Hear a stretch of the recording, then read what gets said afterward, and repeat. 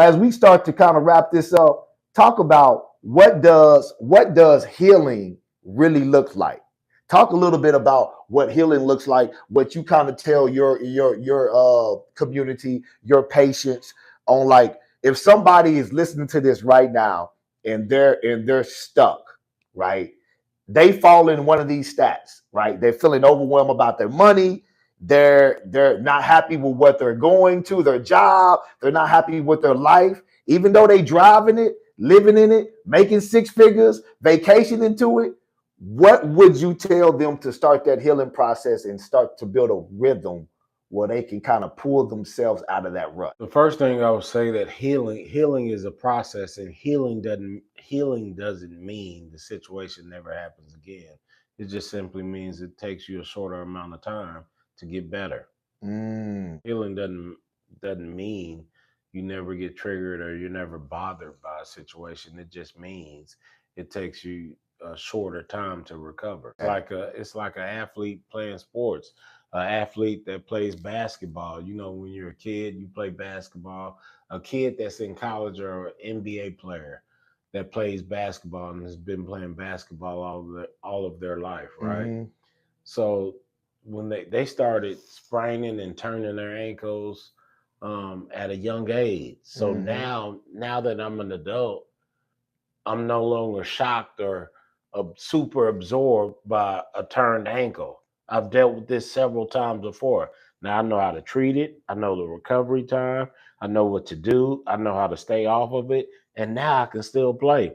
But the first time you turn your ankle and twist your ankle, and you say, I'm out for weeks. Yeah. By the time, 5-10 years later, you say, man, I'll be back tomorrow. But yeah. So see, that recovery time is so much shorter. That's what healing and healthiness looks like. Wow, I like that. Cut the recovery time. Yeah, I'm okay with you having bad minutes, seconds, even hours, but not bad days. Come on. It's 24 hours in a day.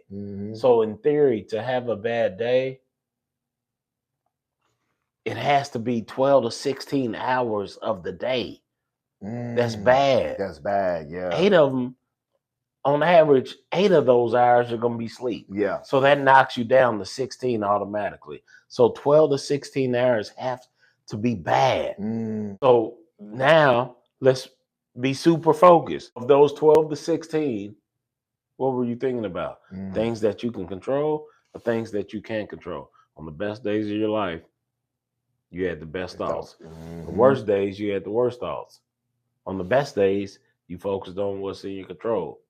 Worst days, the things that aren't in your control. Wow. So let's not have any bad. But there again, what's your level of awareness? Awareness, yes, yeah. I understand an individual's level of awareness based on how they tell me their week was. Horrible. How was your week? Horrible. Low sense of awareness. Wow. Yeah. Because the whole week is not horrible. That's the story that they're telling themselves. So like you just said. One situation, Major. I was at a restaurant. Seriously. I was at a restaurant and I was, you hear things. I was listening to a woman, 2 older ladies, they were having a conversation and she says, such and such ruined my life. And I'm looking and I'm like, wow, she appeared to be in her mid to late 60s at least. And I said, wow. So I just heard her say that this individual that she had one situation with ruined her life.